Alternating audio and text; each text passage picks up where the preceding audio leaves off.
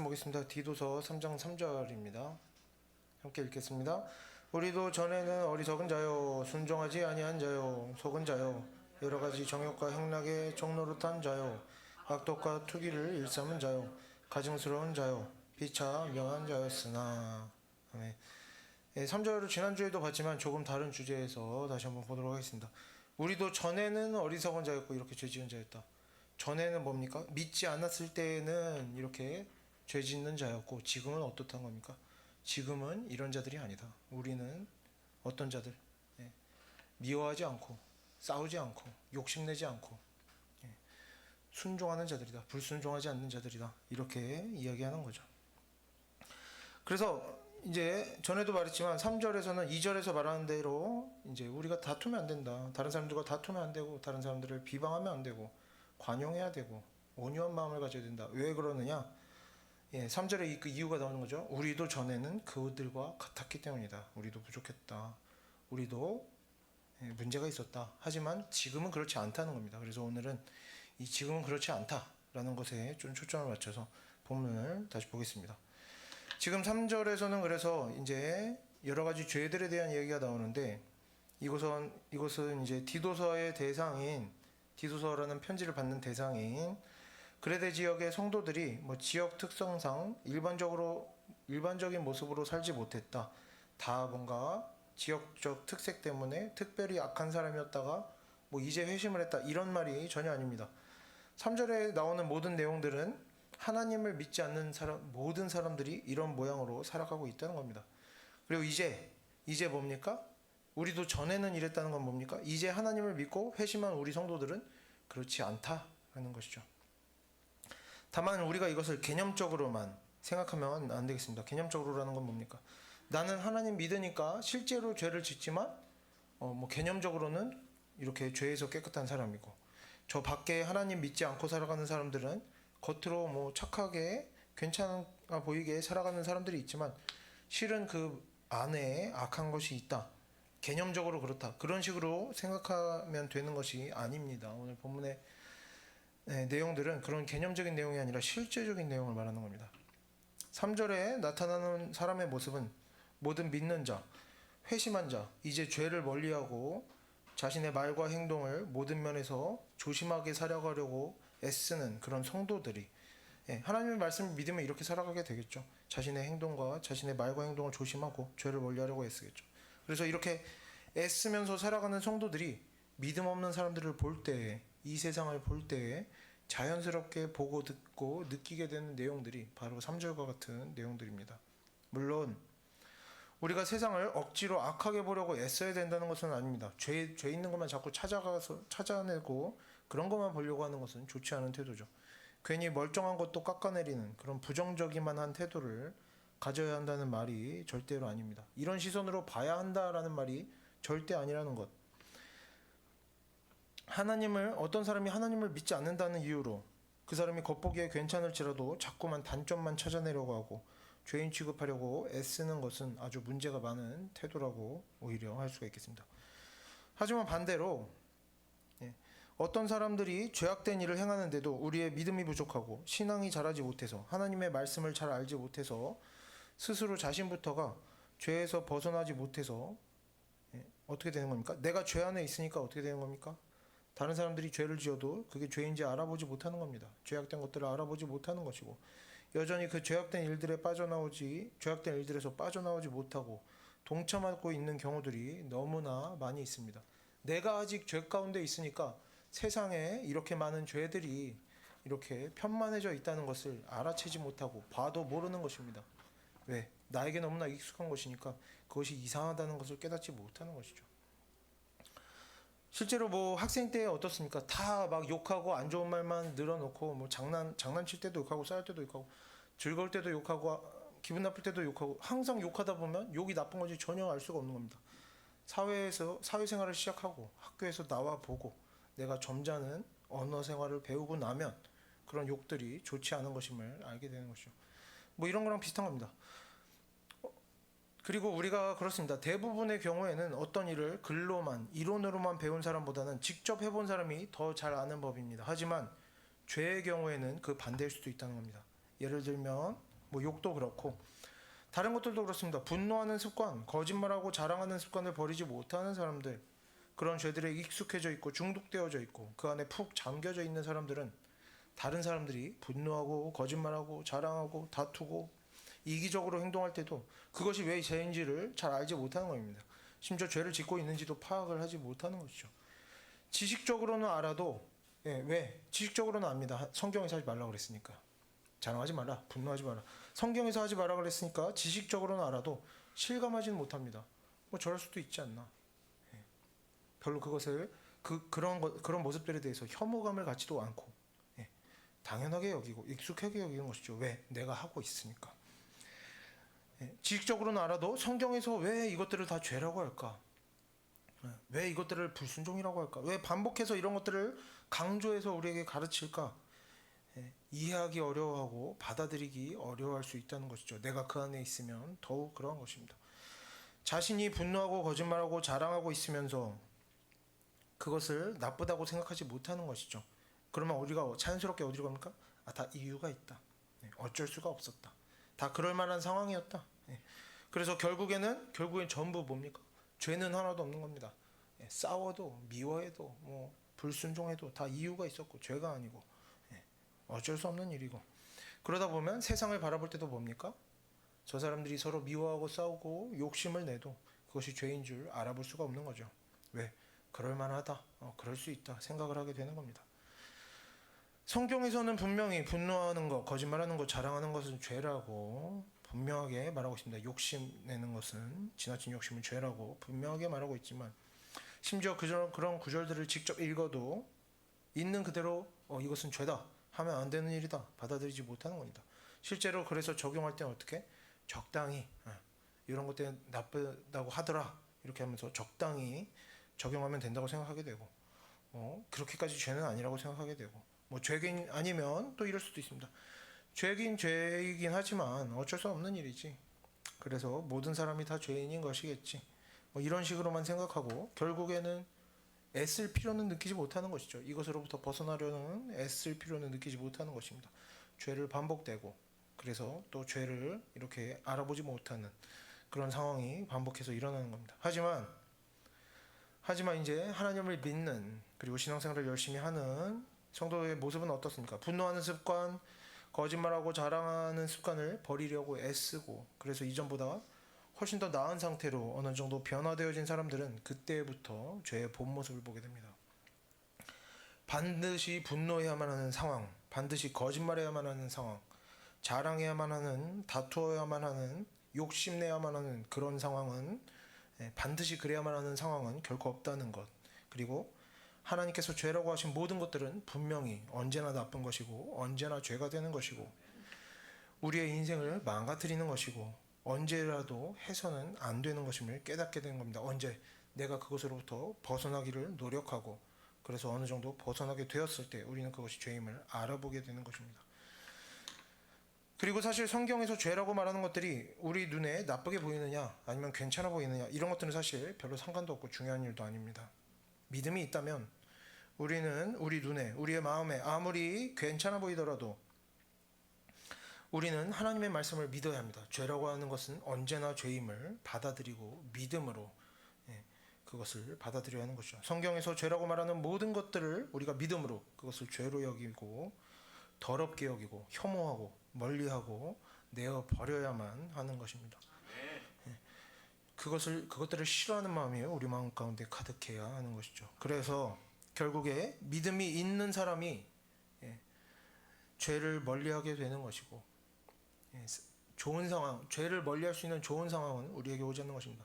좋은 상황에 있는 사람이 죄를 멀리하게 되고 뭐 착한 사람이 죄를 멀리하게 되는 것이 아니라 어떤 사람, 믿음이 있는 사람이 죄를 멀리하게 되는 것이고 믿음대로 내가 아무리 눈에 보기에 괜찮아 보여도 그럴 만해 보여도 우리가 믿음으로 죄를 멀리할 때 그때 가서야 우리는 죄를 깨닫게 되는 것입니다. 그것이 죄였구나.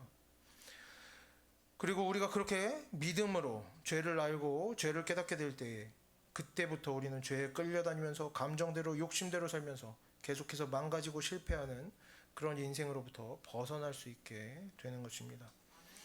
그래서 아무래도 하나님의 자녀들에게는 결국 성품보다 더 중요한 것이 하나님의 말씀을 믿음으로 받아들이는 일입니다. 그 무엇보다도 우리가 하나님의 말씀을 알고 믿고 공부하고 듣고 배우는 일이 가장 중요하다고 할 수가 있겠습니다. 하나님의 말씀을 알지 못하면 성품이 아무리 좋아도 세상의 질서 안에서 어리석고 쓸모없는 일들에 대해서 거기에 유익이 있을 것이라고 착각하면서 괜찮다고 어쩔 수 없다라고 생각하면서 죄악된 일들에 계속해서 동참하게 되고 인생을 낭비하게 될 수밖에 없는 것입니다. 그래서 우리가 무언가를 열심히 하고 착하게 살려고 애쓰고 하기 전에, 다른 사람들과 잘 지내려고 하기 전에 모든 일보다 앞서서 하나님의 말씀을 믿고 듣고 배우는 일에 힘쓸 필요가 있음을 우리가 기억해야 하겠습니다. 계속해서 본문을 보면 모든 사람은 하나님의 뜻을 모르기 때문에 헛된 일에 목숨을 걸고 살아가고 그래서 어리석은 자이며 순종하지 않는 자가 되는 것입니다. 여기서 어리석다라는 말에는 영적인 이해가 없다라고 하는, 영혼과 신과 내세에 대한 이해나 믿음이 없다는 의미도 포함하고 있습니다. 이 어리석음은 그래서 그냥 무식한, 뭔가 일처리를 잘 못하거나 공부를 잘 못하는 그런 것을 말하는 것이 아니라 하나님의 뜻을 헤아리지 못하고 하나님의 뜻을 알지 못하고 자기 뜻대로 행하는 것을 의미하는 것이 바로 오늘 본문의 어리석은 자인 것입니다. 그래서 어리석은 자는 곧 순종하지 않는 자인 것이죠. 그리고 당연히 우리가 세세한 부분에서 하나님의 뜻을 이해하지 못하면 착한 마음을 가지고도 쓸데없는 일에 인생을 낭비하게 되는 것입니다. 안 해도 되는 일에 재물과 시간을 쓰고 낭비하게 되는 것이죠. 그렇다고 착한 마음이 쓸모가 아주 없는 것은 아닙니다. 도덕적인 면에서도 성도는 믿지 않는 사람들과 당연히 달라야 됩니다. 하나님 안에서 인간의 생명이 영원함을 알고 또 인간의 영원함을 믿는 사람들은 오늘 당장의 유익 때문에 자신의 인생을 낭비하지 않습니다. 이기적일 수 없다는 것이죠. 성도는 내 몸 편하려고, 내가 좀 더 이익을 보려고 다투거나 분노하거나 악한 말하거나 거짓말을 하는 그러한 일을 할 수가 없는 것입니다. 성도는 그러한 일을 쓸모없는 일로, 어리석은 일로 여기는 것이죠. 그래서 성도는 당연히 착할 수밖에 없습니다. 도덕적인 것도 아주 중요한 것이다. 하지만 그보다 먼저 뭡니까? 하나님의 말씀을 알아야 하나님 뜻대로 착할 수가 있는 겁니다. 세상의 착함은 여전히 죄 가운데 있을 수밖에 없다. 우리가 비난을 당하고 모욕을 당하고 목숨을 빼앗기더라도 하나님의 말씀에 순종하는 것이 옳다는 것, 사람의 목숨과 사람의 인생보다 하나님의 말씀이 더욱 가치 있고 귀하다는 사실을 믿고 받아들이고 아는 것이, 죄지음으로 죄를 짓고 하고 싶은 말하고 하고 싶은 행동하고 욕심내고 하면서 속이 시원해지고 마음이 편해지고 형편이 나아지고 하는 세상의 유익을 구하는 것보다 차라리 거룩하고 깨끗한 모습으로 죄를 멀리함으로 고통 속에서 살아가기를 기뻐하는 그런 마음이 성도의 마음인 것입니다. 혹은 내 마음이 그렇지 않더라도, 저것이 죄로 보이지 않을지라도, 아직도 내 마음 가운데 욕심이 있더라도 그래도 억지로라도 선한 것을 기뻐하기로, 선한 것을 선택하기로 결단하는 것이 성도가 가진 어리석지 않은 지혜이고 성도가 가진 믿음인 것입니다. 그래서 다시 본문을 보면 또한 하나님을 모르는 사람들, 영원한 생명으로 살아가지 못하는 사람들은 또 뭐라고 나옵니까? 어리석을 뿐만 아니라 부질없는 사람의 인생에 욕심을 내기 때문에 사리사욕에 사로잡혔으며 정욕과 행락에 종노릇하는 자들이다 라고 나오는 것입니다.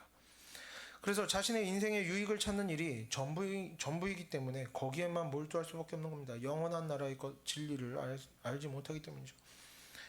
그래서 그들은 뭡니까? 악독과 투기를 일삼을 수밖에 없는 것입니다. 악독이란 무엇이냐? 악한 성품, 악한 마음 등 내면의 악한 것들을 말합니다. 내 자신의 유익을 구하기 위해서 다른 사람들에게 피해를 주고 다투고 한다면 그것이 바로 악한 것이겠죠. 재물뿐만이 아니겠죠. 내 자존심을 세우기 위해서, 내 기분 좋아지려고, 내가 이긴 것 같은 마음을 얻기 위해서 모든 악한 말과 악한 행동을 하는 것, 이런 것들이 다 악한 성품이고 악독이라 할 수가 있는 것이죠. 그리고 투기는 뭐냐면 시기, 질투를 말합니다. 이 투기, 시기, 질투의 감정도 믿음 없는 사람들에게서 나타나는 대표적인 모습이라고 오늘 이제 본문이 설명하고 있는 것인데, 이 시기 질투에 대해서도 우리가 조금 더 이해했으면 좋겠습니다. 사람이라면 누구나 가질 수 있는 감정이고 본인이 시기 질투하는 마음을 가지고 있으면서도 스스로 깨닫지 못하는 사람도 많이 있기 때문에 우리가 이런 것들을 잘 알아두고 계속해서 자신을 돌아볼 수 있도록 나에게 시기 질투가 있지는 않은가 돌아보고 그것들이 만약에 있다면 그것을 바꿔나갈 수 있었으면 좋겠습니다. 자세하게 다 설명할 수는 없지만 이제 우리가 많이 겪어봤을 내용들 위주로 설명을 하고 넘어가겠습니다. 시기라는 것은 무엇입니까? 주로 내가 가지지 못한 것을 남이 가지고 있을 때 불쾌감을 종합적으로 하면 불쾌감을 느끼는 마음입니다. 남이 무언가를 잘하는데 내가 잘하지 못하는 것을 남이 무언가 잘하는데 나보다 물질적인 소유가 많거나 외모가 출중하거나 지식이 많거나 재주가 많은데 그것을 우리가 어떻게 하는 겁니까? 축하하지 못하는 마음인 겁니다. 축하하지 못하고 칭찬하지 못하고 좋게 평가하지 못하고 내가 가지지 못한 것을 저 사람이 가졌다는 이유에서 내가 알지 못하는 것을 저 사람이 알고 있다는 이유에서 그런 사람에 대해서 불쾌감을 느끼고 그 사람이 가진 능력이나 지식이나 그런 것들이 사실은 별것 아니라고 이렇게 설명을 하고 싶어하고 가치가 없는 것이라고 설명하고 싶어하고 아니면 잘났으면 그만큼 다른 부분에서 문제가 있을 것이다 이런 식으로 말하면서 문제를 찾아내려고 하고 깎아내리려고 하는 그런 모든 태도들이 바로 어디서 나옵니까? 시기하는 마음에서 나오는 것이라 할 수가 있겠습니다. 다른 사람을 시기하기 시작하면 멀쩡하게 살던 자기 자신 그 사람이 나타나기 전까지는 내가 잘 살고 있다고 멀쩡하게 살고 있다고 생각했는데 그 사람이 나타나면서 시기하는 마음이 들면 갑자기 내가 초라해지는 겁니다. 나는 왜 저 사람만큼 잘하지 못하는가? 나는 왜 저 사람만큼 알지 못하는가? 나는 왜 저런 것들을 가지지 못하는가 하면서 불만을 가지고 열등감을 가지고 세상은 불공평하다라고 느끼면서 피해의식과 분노, 억울함 같은 마음들이 생겨나기 시작합니다. 이것들이 다 이제 시기하는 마음 안에 들어가는 내용들입니다. 그리고 또 어떤 일들이 있습니까? 내가 아닌 다른 사람이 더 관심받고 칭찬받을 때에 뭔가 일을 성공적으로 더 해낼 때 나보다 다른 사람들이 더 뭔가 성공적으로 일을 해낼 때 다른 사람의 손을 통해서 내가 했던 것보다 더 좋은 열매들이 나타나게 될 때 거기서 기분이 좋고 대단하다고 느끼고 가서 칭찬하고 싶은 것이 아니라 그것을 보면서 나와 비교하기 시작한 겁니다. 그러면서 소외감, 박탈감, 나는 왜 저렇게 하지 못하는가? 외로움, 무언가를 뺏긴 듯한 상실감들을 느끼는 것입니다. 그래서 이러한 마음들이 이 시기하는 마음들이 어떻게 시기하는 말과 행동으로 드러나게 되는가? 칭찬하지 못합니다. 감사하지 못하고 무시하고 깎아내리는 말을 하게 됩니다. 잘난 사람에게서는 그 잘난 것이 실제로 그렇게 대단한 것은 아니라는 식으로 평가하게 되고 잘난 것은 잘났지만 다른 단점들이 있다. 그것을 찾아내고 부각시키려고 노력하게 되고 단점을 집요하게 지적하게 되고 그 사람이 나보다 못한 부분이 있음을 자꾸만 확인하고 싶어 하고 결국에 저 사람이 일부 잘난 것은 있어도 단점도 많다. 내가 더 잘난 것도 많다. 내가 더 나은 점도 많다. 그러니까 결국에 나와 별 차이 없다. 이런 생각에 도달하고 싶어하는 마음이 계속해서 생기는 것입니다. 그래서 우리가 우리 자신에게서 이런 모습들, 다른 사람들의 장점과 좋은 모습들, 좋은 결과물들을 진심으로 칭찬하지 못하고 그것에 감사하지 못하고 자꾸 비교하고 시기질투하는 모습들, 다른 사람의 단점을 찾는 이런 모습들이 우리에게 나타나고 있다면 우리가 스스로 자신을 돌아보고 내가 시기하고 있구나, 질투하고 있구나.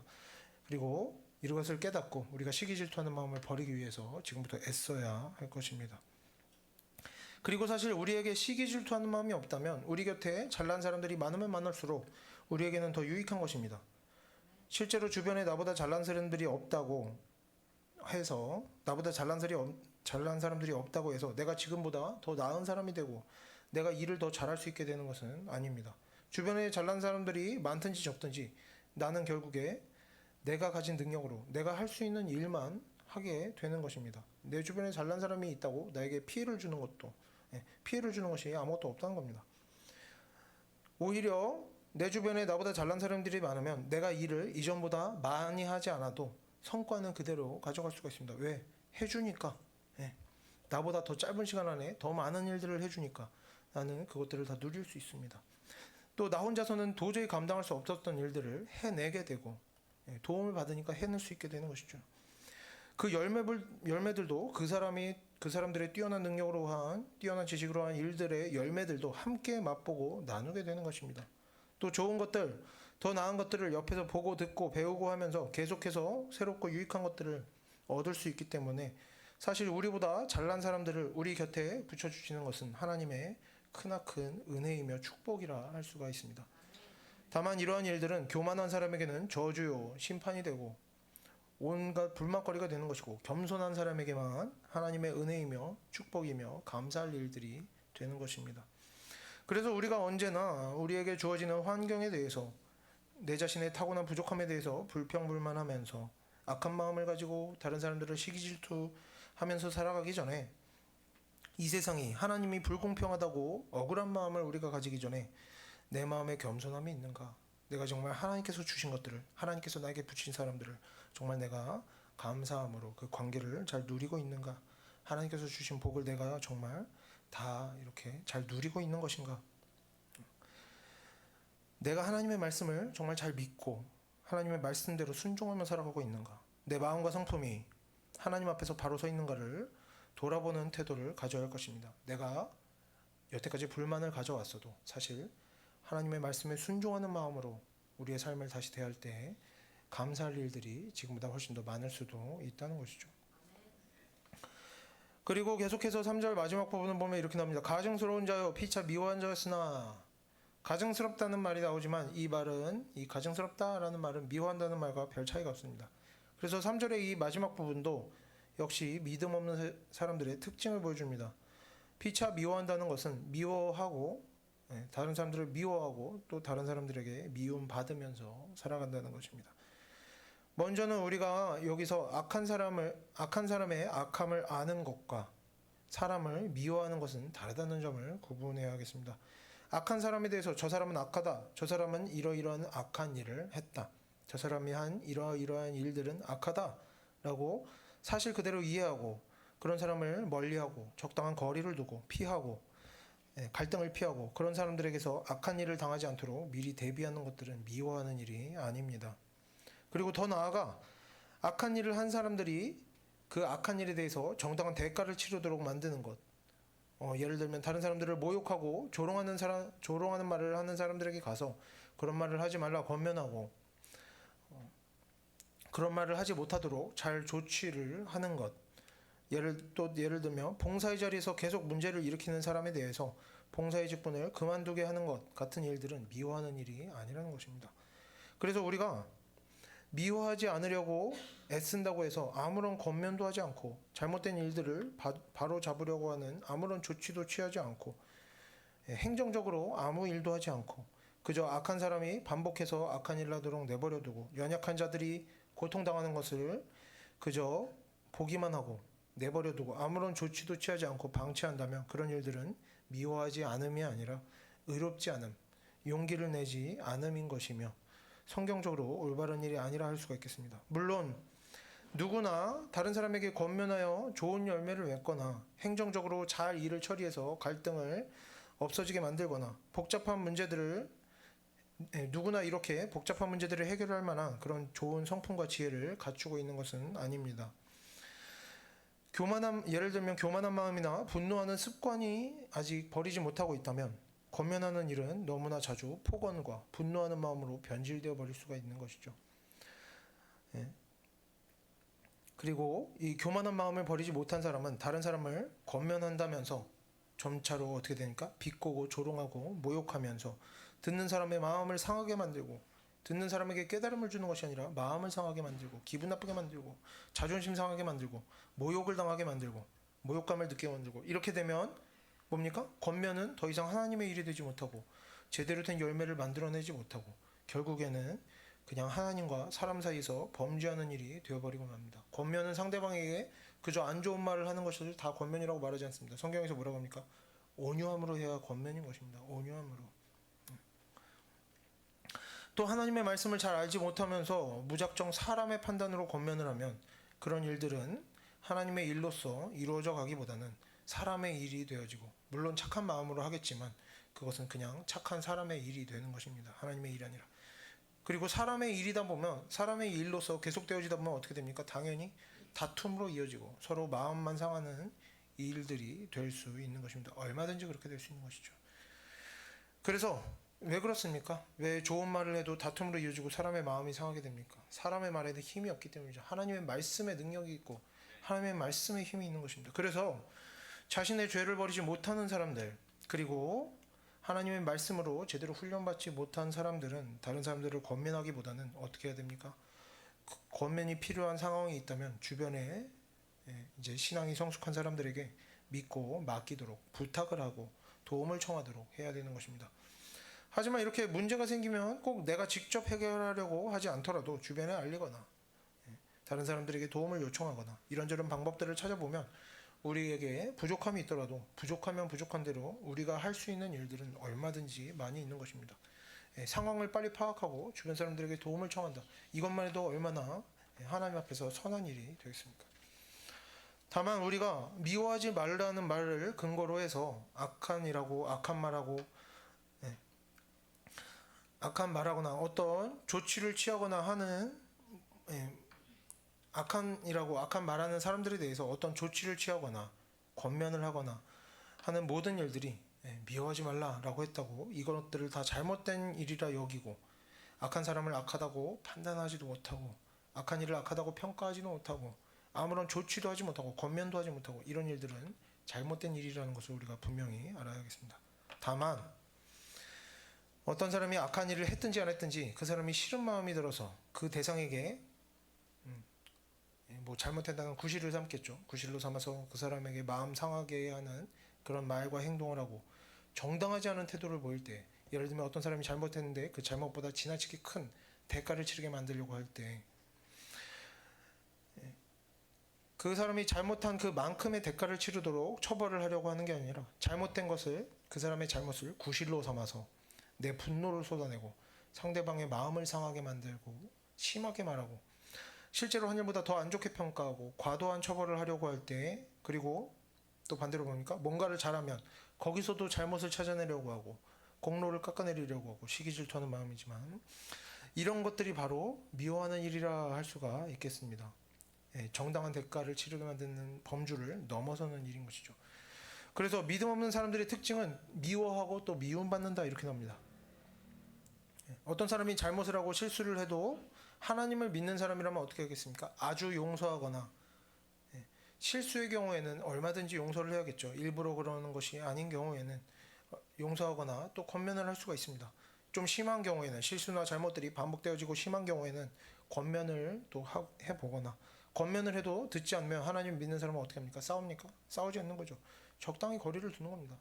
말해도 바뀌지 않으니 권면을 해도 조치를 취해도 바뀌지 않으니 적당히 거리를 두고 다투고 부딪히는 일을 피하면서 살아갈 뿐인 것입니다. 이 중 그 어느 것에도 아주 용서하거나 권면을 하고 조치를 취하거나 거리를 두거나 이 중 그 어느 것에도 다른 사람을 미워하는 일은 없습니다. 부당한 짐을 지우게 하는 일들도 없죠. 심하게 처벌하는 일들도 없습니다.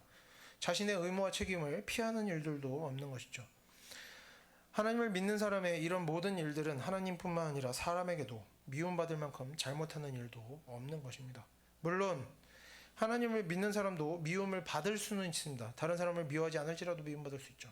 예수 그리스도께서는 이제 사람들 때문에, 유대인들 때문에 십자가에 못 박히셨고 대부분의 선지자들과 사도들도 다 사람 때문에 고난 속에서 살아갔습니다. 하지만 그들은 자신이 고통당할 때라도 억울할 때라도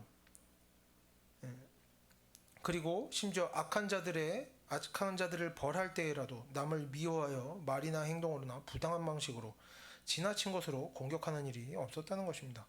권면도 하고 조치도 취하고 혼낼 사람도 혼냈지만 지나친 것이 없었다. 예수 그리스도와 선지자들과 사도들은 미움받을 만한 일들을 하지 않고도 능히 하나님의 일들을 잘 감당해냈고, 다만 무엇 때문에 고통받은 것입니까? 왜 사람들에게 미움받습니까? 미워할 만한 행동을 해서 미움받는 것이 아니라 사람들의 시기 질투와 사단의 방해 때문에 고통을 받은 것입니다.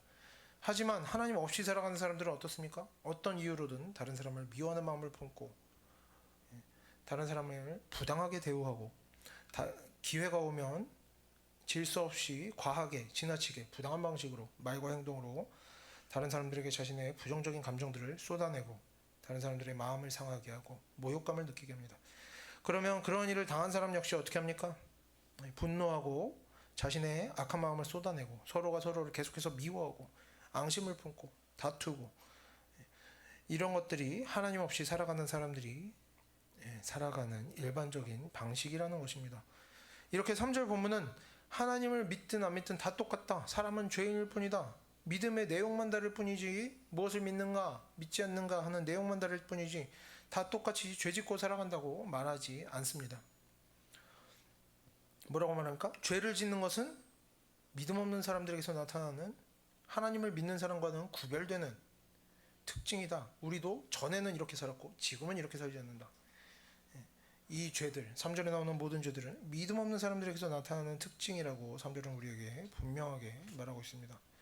그래서 모든 세상 사람들이 다투면서 살아가고 온 세상 모든 사람들이 분노하고 욕심내고 자랑하고 남을 조롱하고 거짓말하고 남을 모욕하는 일을 당연하고 자연스러운 일로 여긴다 할지라도, 모든 사람들이 그렇게 서로 치고받고 싸우면서 살아간다 할지라도, 그리고 심지어 믿는 사람들까지 그렇게 살아간다고 할지라도, 우리 하나님의 자녀들은 다투는 것, 분노하는 것, 거짓말과 자랑과 성경에서 말하는 모든 죄들은 언제 어디서나 나쁜 것이고 악한 것이고 더러운 것이며 하나님 앞에서 범죄하는 일이라는 것을 언제나 기억해야 할 것입니다.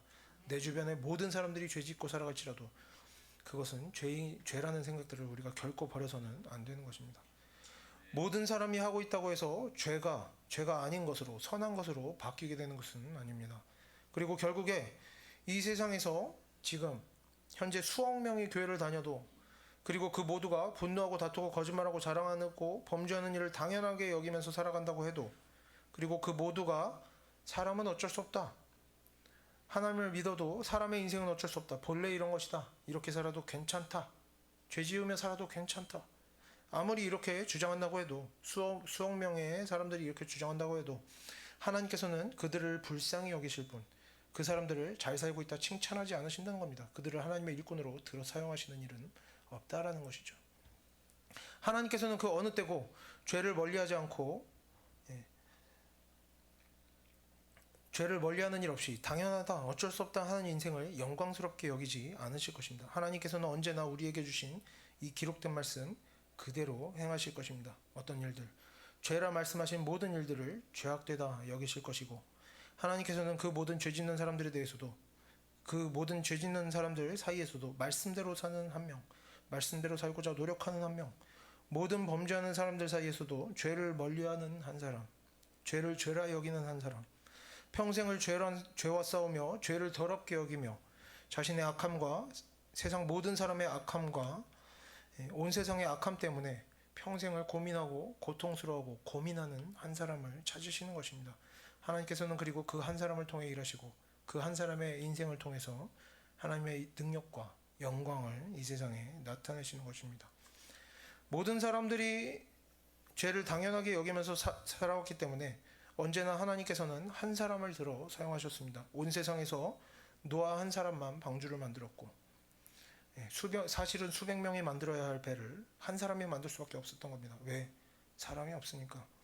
아브라함 한 사람만 선택하셨고, 요셉 한 사람이 어떻게 했습니까? 모든 가족과 이집트 전체와 그 이웃 나라들을 굶주림으로부터 구원하였습니다. 모세 한 사람 때문에 모든 이스라엘이 구원을 받을 수 있었고, 요나 한 사람 때문에 니느웨 온 나라가 구원을 받을 수 있었습니다. 이스라엘 백성이 150만 명, 200만 명에 이를 때에도 언제나 지성소에 들어갈 수 있는 것은 택함받은 단 한 명의 대제사장 뿐이었다는 것입니다. 하나님께서는 보여주시는 것입니다. 단 한 명의 거룩한 자만이, 100만 명이 있어도 단 한 명의 거룩한 자만이 지성소에 들어올 수 있다.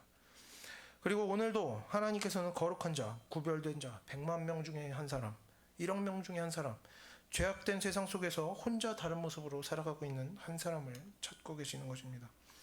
많은 사람들이, 대부분의 사람들이 자신의 기도가, 자신의 소원이 이루어지기를 바라고 자신의 인생에 하나님의 역사심이 나타나기를 바라지만, 사실 모든 사람들이, 하나님을 믿는다고 하는 모든 자들이 이것을 바라지만, 그에 비해 죄를 버리기 위해서, 거룩하고 정결한 삶을 살아내기 위해서 몸부림치는 자는 너무나 적다는 것입니다. 많은 사람들이 하나님을 믿는다고 하면서도 다투고 분노하고 자랑하고 자기 욕심대로 말하고 행동하는 일을 심각한 문제라고 여기지 않는 것이죠. 그러면서도 그런 것들을 심각한 문제라 여기지 못하면서도 하나님의 역사심이 자기의 인생에 나타나기를 기다리고 있는 것입니다. 자신의 기도가 이루어지리라 기대하고 있는 것이죠. 하지만 결국에 하나님의 전능하신 능력과 그 무한한 힘과 그 무한한 영광은 구별된 사람들, 죄를 멀리하며 거룩한 삶을 살아가는 성도들에게서 힘있게 나타나게 되는 것입니다. 세상 권세 잡은 사단 마귀는 오늘도 우리에게 이렇게 하는 것입니다. 이렇게 이야기합니다. 선한 마음으로만 했다면 괜찮다. 과정이나 결과는 다 괜찮다. 결과만 좋다면 방법이나 마음과 양심 같은 것은 어찌되었든 괜찮다. 죄를 좀 지었더라도 괜찮다. 열심히 했다면 무엇을 어떻게 했든지 상관없다. 이거나 저거나 하나만 잘했으면 나머지는 좀 죄악된 것이어도 분노하고 다투고 싸우고 자랑하고 욕심내도 괜찮다. 세상은 우리에게 이렇게 핑계 삼을 것 하나 있으면 나머지는 어찌되었든 괜찮다. 죄 지어도 괜찮은 것이다. 이야기합니다. 하지만 하나님께서는 우리에게 하나님 앞에서 그 행함을 완전하게 하라. 창세기와 신명기에서 2번씩이나 반복해서 말씀하시는 것입니다. 그래서 이제 우리가 더 이상 세상의 목소리에, 세상이 우리에게 보여주는 사람들의 모습에, 괜찮다고 하는 사람들의 모습, 일부분 죄가 있어도 괜찮다, 그럴 수 있다 라고 하는 세상의 교훈 것들에 우리가 넘어가지 않기를 바랍니다. 완전하신 하나님, 그리고 우리에게도 완전하기를 명령하시는 하나님, 우리 성도들이 죄와 완전히 구별되기를 바라시는 하나님의 말씀만 우리가 붙들고 우리가 구별된 삶을 살아가게 되기를 바랍니다. 물론 이 땅에서 지금 당장 우리가 노력한다고 완전히 죄로부터 벗어나고 완전한 모습으로 하나님께 나아갈 수는 없습니다. 지금 완전하게 되어야만 기도가 이루어지고 하나님의 뜻이 나타난다는 것이 아닙니다. 하지만 우리가 우리의 삶에서 계속해서 죄를 용납하고 괜찮다라는 마음으로, 그럴 수 있다라는 마음으로 살아간다면 우리의 신앙이 자라가기는 어려운 것이죠. 우리가 우리의 삶에서 죄를 용납하는 마음을 품지 않고 언제나 하나님의 말씀 그대로 믿고 의지하고 하나님의 말씀대로 살려고 계속해서 애쓰면서 살아간다면 하나님께서는 반드시 우리를 하나님의 뜻대로 변화시켜 주실 것이고 하나님의 일에 동참할 수 있는 일꾼으로 우리를 세워주실 것이고 우리가 반드시 하나님과 함께 하나님의 일을 하며 선한 길을 가며 열매를 맛보며 하나님과 함께 기뻐하며 우리가 하나님의 영광을 누릴 수 있도록 해 주실 것이라 믿습니다. 그래서 우리가 언제나 죄를 죄로 여기며 죄를 미워하고 싫어하며 정말 죄를 멀리하기를 애쓰며 살아가는 성도들이 되기를 바랍니다. 함께 기도하겠습니다.